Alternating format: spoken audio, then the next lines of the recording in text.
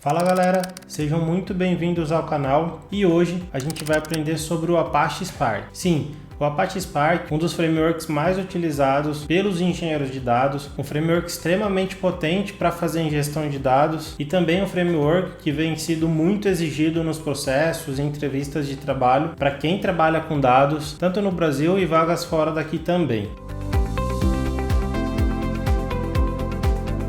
Hoje o vídeo é um pouco mais teórico, vou trazer alguns slides para ajudar a gente a entender um pouco desse framework, mas é muito importante que vocês assistam esses vídeos, porque eu vou trazer uma série de vídeos sobre o Apache Spark, onde vai ter código de processamento batch, processamento em streaming, modelos de machine learning e uma série de casos de uso para a gente aprender, mas é importante que vocês assistam esse conteúdo teórico para na hora que a gente brincar no código vocês não fiquem boiando, vocês entendam realmente o que a gente está falando e o que significa cada linha de código ali que a gente vai implementar. E antes de começar o slide, então, só vou pedir aquele favorzão de se inscrever no nosso canal, ativar as notificações e compartilhar esse vídeo aí com seus amigos para que o nosso canal cresça cada vez mais e consiga ajudar mais pessoas levando o conteúdo sobre Big Data e Machine Learning. Então, bora para o slide. O Apache Spark começou então por uma pesquisa em 2009 pela empresa chamada AMP Lab. Em 2010, o framework virou open source. Em 2013, o Spark então virou um projeto da Apache. Atualmente, ele é o framework open source mais desenvolvido para processamento de dados massivo paralelo. Se vocês não sabem o que é o sistema de processamento massivo paralelo, não conhecem muito sobre o ecossistema Hadoop, já deixa a mensagem aqui, deixa nos comentários, vão sinalizando que a gente pode gravar vídeos específicos sobre esses frameworks e esse tipo de arquitetura. E afinal das contas, então, o que é o Apache Spark? É um framework para processamento distribuído paralelo, ele é executado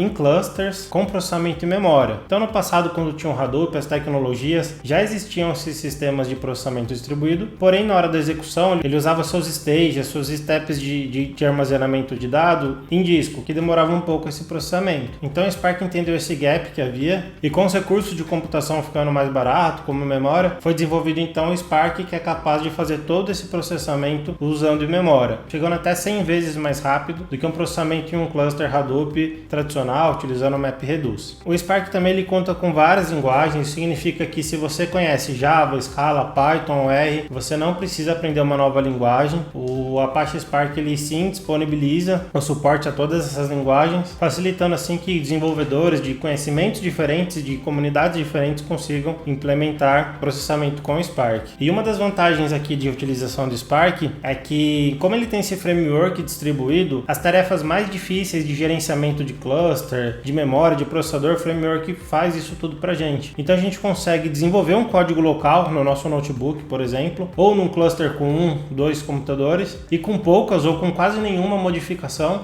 a gente consegue pegar esse mesmo código e executar num cluster com 100 computadores, por exemplo. Por quê? Porque é o framework que faz esse trabalho pra gente. Nós, como desenvolvedores, como engenheiros, a gente não precisa se preocupar com o gerenciamento de recursos. O que o Apache Spark não é, então muita gente confunde. O Apache Spark ele não é um banco de dados. Existem algumas formas de interações com ele, interações nativas, queries, mas ele não é um banco de dados. Isso significa que ele não persiste dado internamente. Então ele é um framework para processamento de dados. Ele captura o dado de algum lugar, processa e salva em algum lugar. Ele até conta com alguns recursos de salvar uma tabela temporária, alguma tabela em cache, mas o objetivo dele não é ser um framework para armazenamento de dados. E quais são as utilizações do Apache Spark? Então, integrações de dados, ETL. No passado e até hoje tem muitas ferramentas de ingestão de dados, como Informática, Pentaho, Power Center e outras. E eu vejo que no dia a dia as empresas estão adotando cada vez mais o Spark. Primeiro, por ele ser open source e ser grátis, então a gente não tem que pagar licença com isso. E segundo, porque realmente a comunidade está muito grande. Hoje tem muita gente conhecendo o Spark, tem integração com todas as nuvens. Então a gente tem muito benefício a adotar esse framework e eu vejo que as empresas então estão deixando essas ferramentas tradicionais de ETL. Análises interativas, a gente consegue com o Spark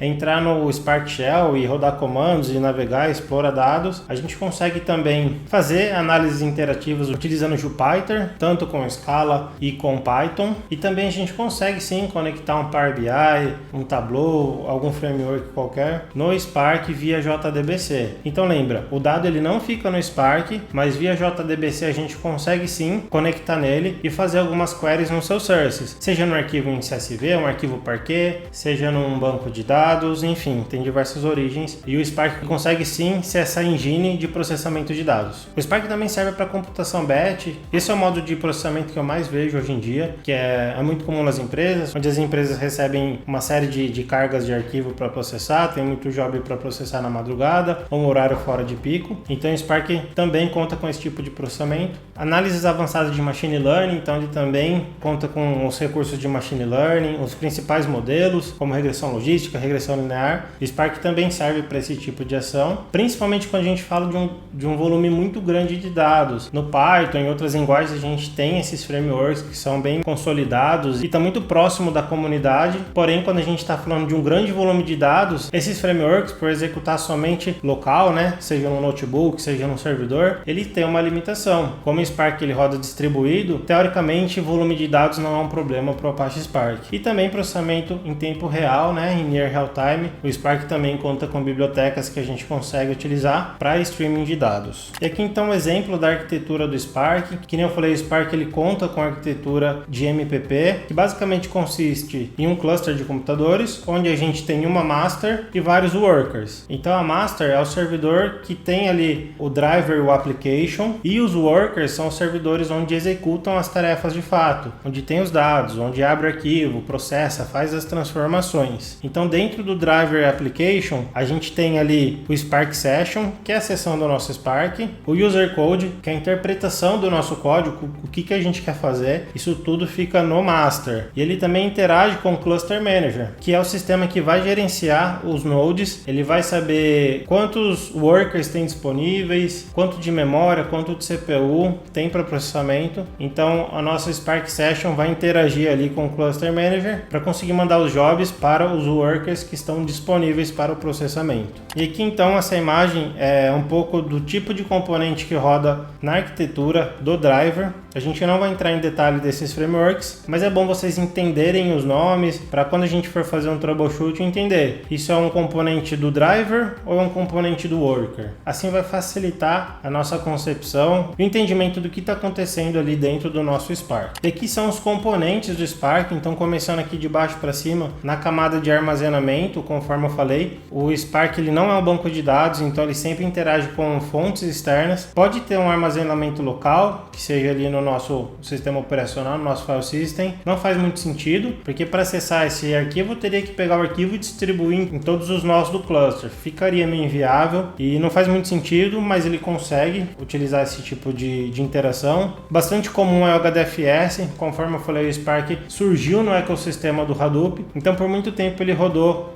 atrelado ali num cluster de Hadoop, onde no HDFS tinha ali seu sistema de armazenamento de arquivos, distribuído também, e o Spark, o sistema de processamento. Então foi um combo que deu muito certo e até hoje a gente tem muitos workloads utilizando esse tipo de integração. Ele também consegue conectar em bancos NoSQL, como Cassandra, Dynamo, Bigtable, HBase, MongoDB, e tem diversos outros bancos NoSQL que ele tem essa integração. Os buckets, né? Então hoje é muito utilizado o Amazon S3, o Google Cloud Storage ou o Data Lake Storage, o Blob Storage da Azure, que também são sistemas de armazenamento distribuído, mas a gente utiliza eles como serviço, né? Diferente do HDFS, onde a gente tem um cluster que a gente gerencia, mas podemos dizer que eles são equivalentes ali. E bancos relacionais também. Então Oracle, Postgres, MySQL, SQL Server, e o Spark também tem esses conectores que conseguem conectar nessas fontes. Na parte de gerenciamento, a gente tem o Scheduler, o Yarn, o Mesos e o Kubernetes. Os deploys que eu mais vi até hoje é o Yarn. Confesso que o Mesos eu nunca vi, e hoje em dia aparece cada vez mais deploys de Spark com Kubernetes. Então a gente tem alguns benchmarks, inclusive, que ele tem uma performance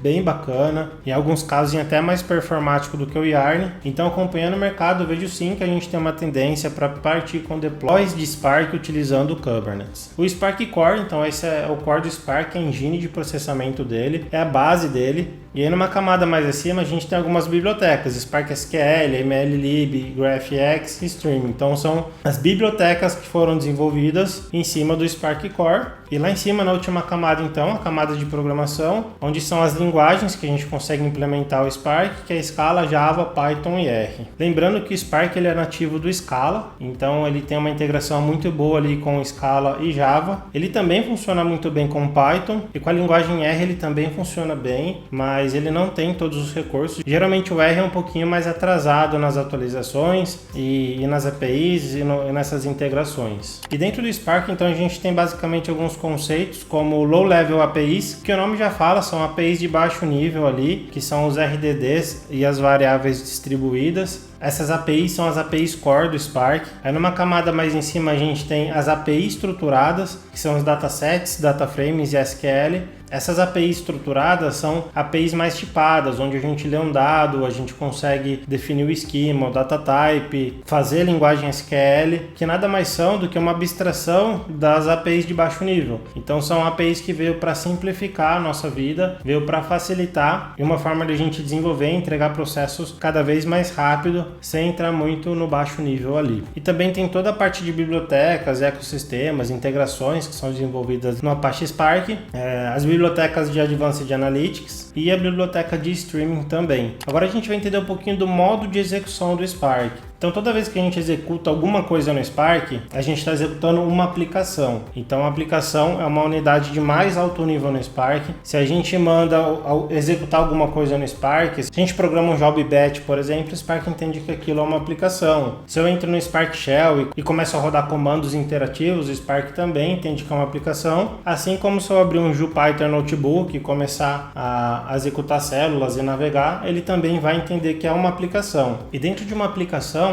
o Spark pode executar um ou mais jobs. A gente vai entender que toda vez que a gente executa uma ação, ele gera um job. E esse job, ele pode ter diversos stages também, que o Spark ele vai entender como é que funciona, ele interpreta que tipo de comando que a gente vai fazer, monta o plano de execução e por fim ele vai executar as tasks, que as tasks são de fato a execução de mais baixo nível dentro do Spark. Então nesse desenho aqui dá pra gente entender que a gente tem uma aplicação, dentro de uma aplicação a gente tem um job, dentro desse job a gente teve 2 stages e aqui então são as tasks que são executadas em cada stage e até tasks que são integradas de um stage para outro. De forma geral é assim que o Spark executa suas aplicações. E aqui entrando então um pouco mais no detalhe do Spark, tem um componente que eu diria que é o principal, o coração do Spark, que é o RDD. E o RDD então, eu diria que ele é o coração do Spark, ele é um objeto onde ele armazena os dados, ele é tolerante a falha e ele consegue ser processado, distribuído pelo cluster. Então o que significa? O Spark consegue pegar esse objeto, então imagina que ele vai ler um arquivo CSV gigantesco. Ele pega esse arquivo CSV, consegue distribuir em 5, 10, 200, 1000 computadores, dependendo da quantidade de computador que a gente tem no nosso cluster, distribui esse processamento. Então cada node processa um pedacinho desse dado. Quando esses nodes vão acabando o processamento, eles vão sinalizando para o master que esse processamento finalizou, e depois então que todo mundo finalizou, que o processo acabou, o master sabe que esse processamento foi finalizado. E ele é tolerante à falha porque a gente que está desenvolvendo não precisa se preocupar com isso. Então se no meio do processamento alguma task falhou ou algum nó do nosso cluster por algum motivo desligou, por exemplo, o Spark sabe exatamente onde falhou, ele pega essa task e manda executar de novo em outro node. Por isso que ele é o coração do Spark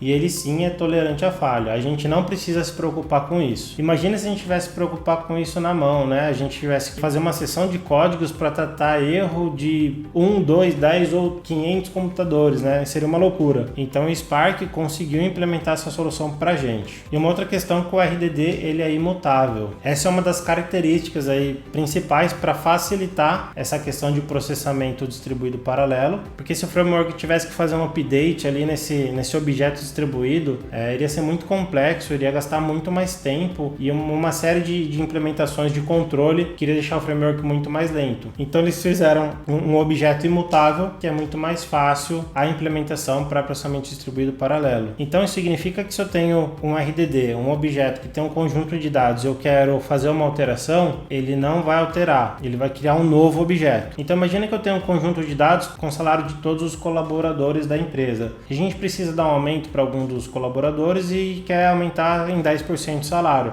Quando a gente gera essa ação, o RDD ele vai criar um novo objeto com essas alterações. E ele vem aplicando essas alterações de acordo com o nosso código, de acordo com o que a gente precisa. Se vai ser para a base inteira ou se vai ser só para alguns conjuntos de dados, o RDD sabe exatamente o que ele tem que fazer, alterando apenas o que a gente pediu. E no Spark, então, existem basicamente dois tipos de operações, as transformações e ações. Transformações são as funções map, reduce, flat map. São funções que sim vieram do map e reduce e até outras linguagens hoje já conta com essas funções, o próprio Python, por exemplo, tem. A grande diferença é que tanto no Hadoop como aqui, essas funções são funções que são executadas distribuídas. Então essas funções são consideradas transformações. E as ações, então, são funções de reduce, collect, first, key, count. Se a gente tem um data frame, dá um ponto show, por exemplo, são funções de ação. E o que isso impacta no Spark? O Spark ele tem um conceito de lazy evaluations. Então toda vez que a gente faz alguma transformação no Spark, ele não faz nada. Ele só vai gerando o plano de execução, ele vai entendendo o que a gente quer fazer, inclusive ele vai alterando esse plano de execução, dependendo da nossa intenção, do nosso código, e ele executa de fato só quando a gente roda uma ação. Então, claro, se a gente programar um job batch, você vai executar as transformações e ações e de repente você não vai ver. Mas se você estiver executando no modo interativo, no Spark Shell ou no Jupyter, a gente percebe que quando a gente está fazendo transformação, o Spark ele não faz nada, ele não processa dado nenhum. Aqui entrando um pouco mais na API estruturada, que no caso é o data frame.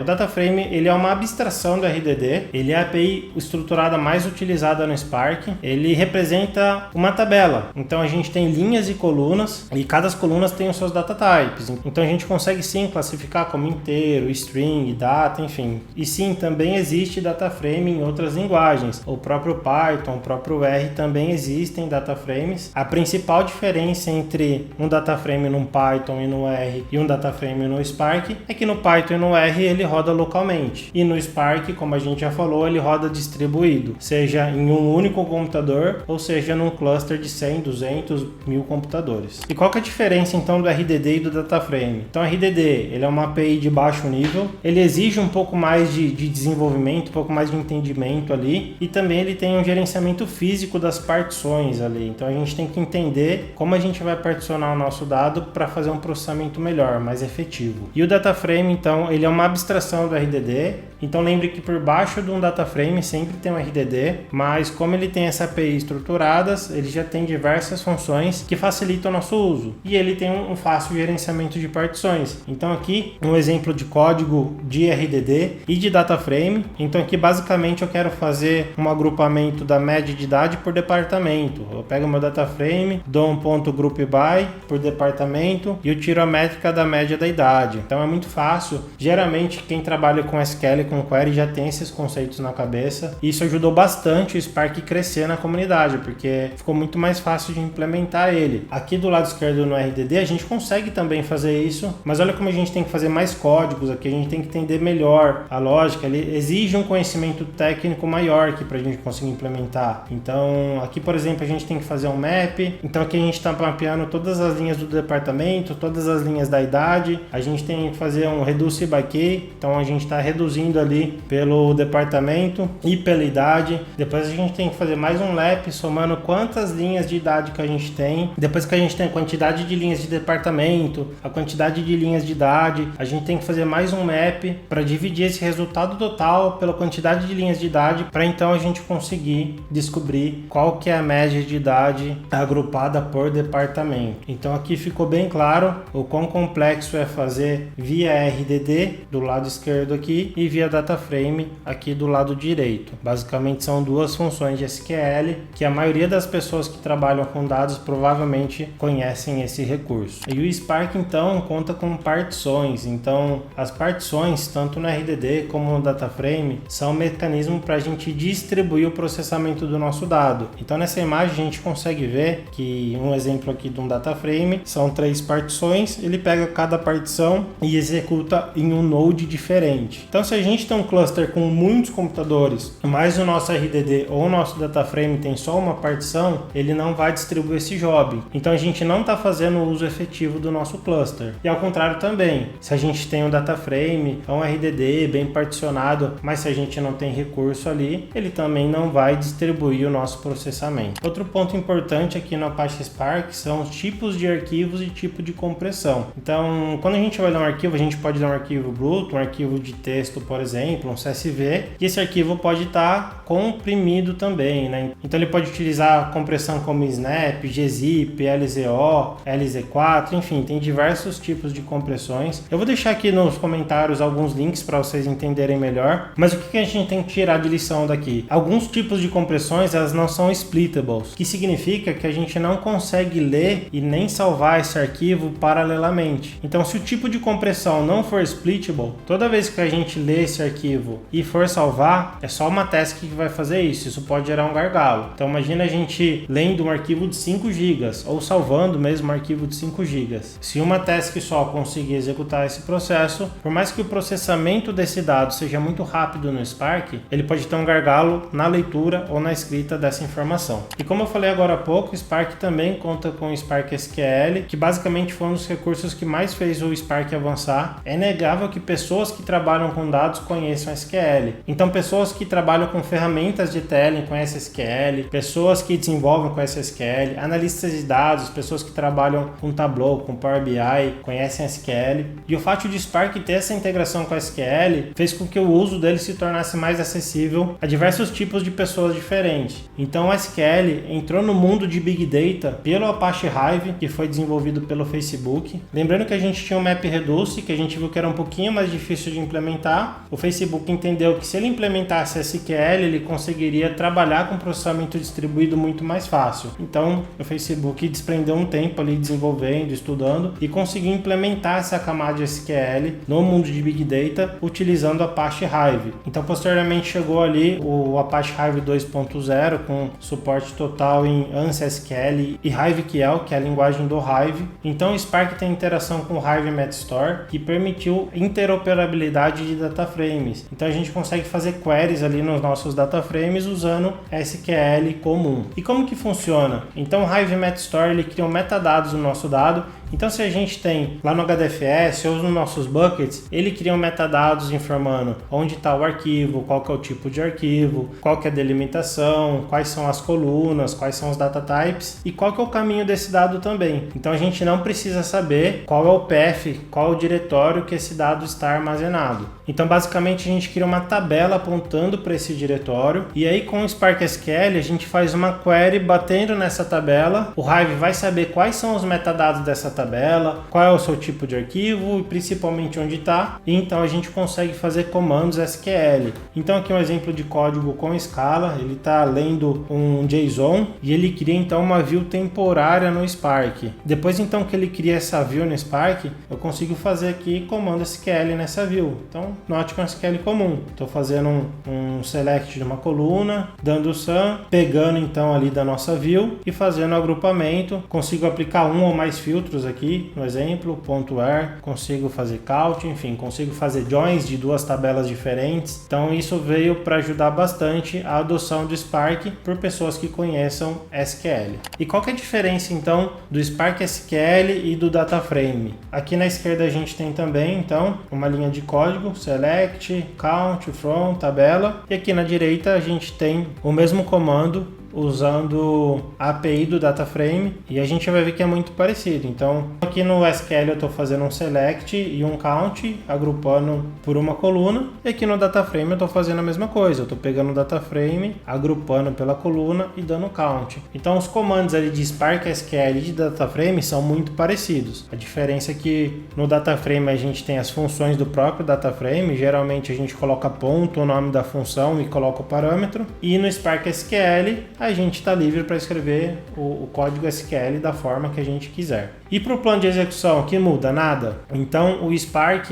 ele faz o mesmo plano de execução. Aqui a gente pode ver que a gente fez um explain plan do Spark SQL do DataFrame e o plano físico de execução é igual, não muda nada. Então a gente não tem perda de performance se a gente usar o DataFrame ou o Spark SQL. E o Spark conta também com o framework de Spark Streaming. Basicamente a gente tem um Source também, pode ser um Kafka, um Flume, um File System distribuído ali, um HDFS, um S3, um Kinesis, poderia pegar dados de Twitter, enfim. A gente conta com algum Source, tem o framework ali do Spark Streaming e ele manda esse dado para algum lugar. Ele pode mandar para um HDFS, para um S3 de novo, pode mandar para uma base de dados, pode mandar para uma fila, um pub/sub, pode devolver numa outra fila Kafka, pode mandar num Elasticsearch com Kinesis, por exemplo. Enfim, a gente entende melhor o cenário que a gente quer implementar e o Spark Streaming fica no meio para fazer esse processamento de dado. E na verdade o Spark Streaming ele tem um conceito de microbatch. Então a gente tem um stream de dado, o Spark Streaming ele vai rodar em microbatches, a gente consegue configurar no mínimo 1 segundo, então a cada 1 segundo ele vai bater nessa origem e fazer o processamento. Então se a gente tiver um processamento muito crítico que tem que ser executado em menos de 1 segundo, o Spark Streaming talvez não seja a melhor solução ali para o nosso tipo de trabalho.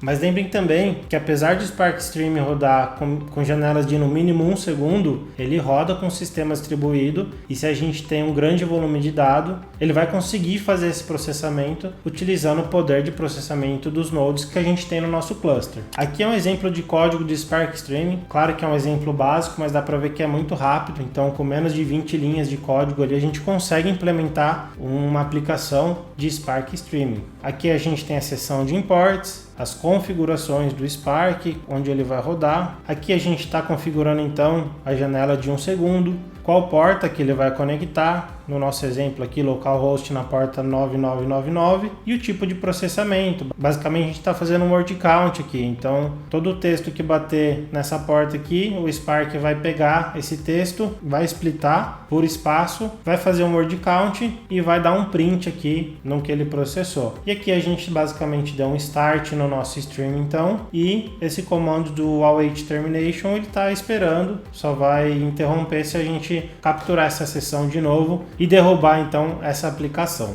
O Spark também conta com framework de grafo. Aqui é um exemplo básico de grafo. A gente tem uma tabela onde a gente tem um ID, o nome da pessoa e a função, basicamente. E a gente tem a tabela de Edge, que são as tabelas de relacionamento. Então a gente consegue identificar que o ID 3 com o ID 7 tem um relacionamento de colaborador aqui no gráfico, ó, 3 com 7. O ID 5 com o ID 3 tem um relacionamento de advisor, 5 com 3. 2 para o 5 colega, então dá para ver aqui, ó, 2 para o 5 colega. E o 5 com 7 PL ou PI. Sinceramente eu não sei o que significa isso, mas aqui no gráfico está representado, ó, 5 com 7. A gente consegue sim fazer esse tipo de processamento com banco relacional, usando chave primária e chave estrangeira, mas a grande questão é que com grande volume de dados, fazer queries em cima dessas tabelas, queries recursivas, exige um grande poder de processamento e bancos relacionais não foram feitos para isso. Esse tipo de processamento em grafo tira um pouco dessa complexidade de join e é um modelo que a gente consegue escalar muito fácil também.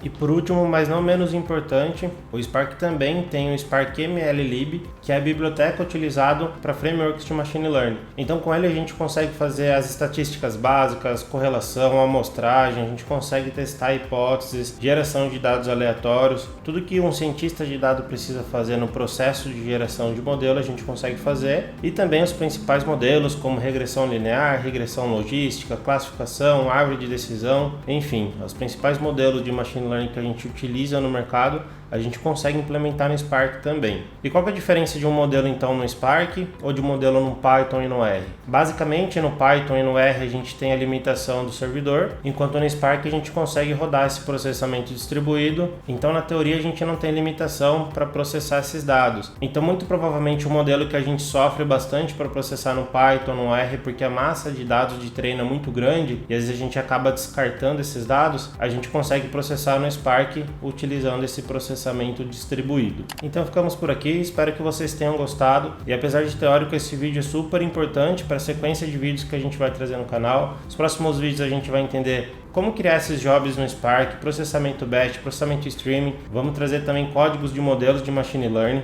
E se você ficou com alguma dúvida, não entendeu algum conceito, deixem aqui nos comentários que eu tento responder para vocês. Não esquece então de deixar aquele like, se inscrever no canal e compartilhar com seus amigos. Valeu!